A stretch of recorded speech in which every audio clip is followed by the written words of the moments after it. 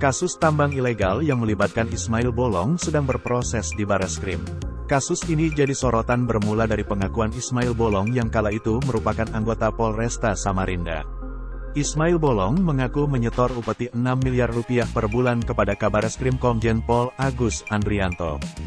Guru Besar dan Kriminolog Universitas Indonesia, UI, Adrianus Meilala meminta Kabareskrim Polri Komjen Agus Andrianto tak ikut campur dalam proses pengungkapan kasus tambang ilegal di Kalimantan Timur, Kaltim. Dalam pandangannya, Polri harusnya membuktikan lebih dulu bahwa Agus tak terlibat dalam perkara tersebut. Kalau kita bicara organisasi yang dingin, menurut saya, Pak Agus harus parkir lebih dulu, atau minimal tidak boleh terlibat dalam pengungkapan kasus ini karena ada konflik of interest, ujar Adrianus dalam tayangan Gaspol di YouTube Kompas.com, Rabu, tanggal 14 Desember tahun 2022.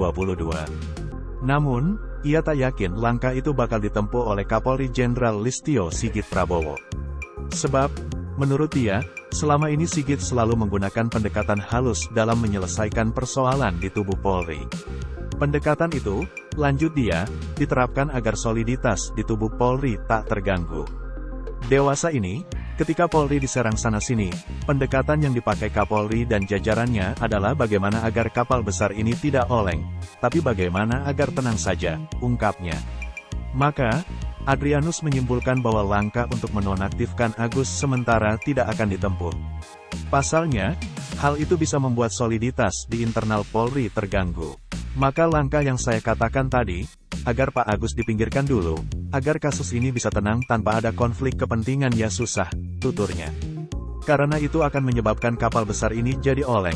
Pasti ada yang enggak suka, melawan, dan mempengaruhi kinerja, tandasnya.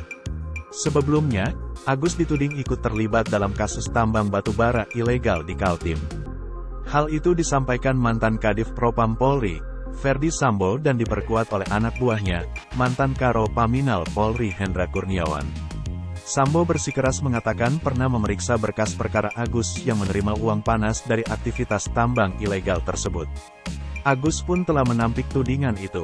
Ia menegaskan jika memang persoalan itu sudah diperiksa, kenapa tak ada tindak lanjut dari pemeriksaan tersebut.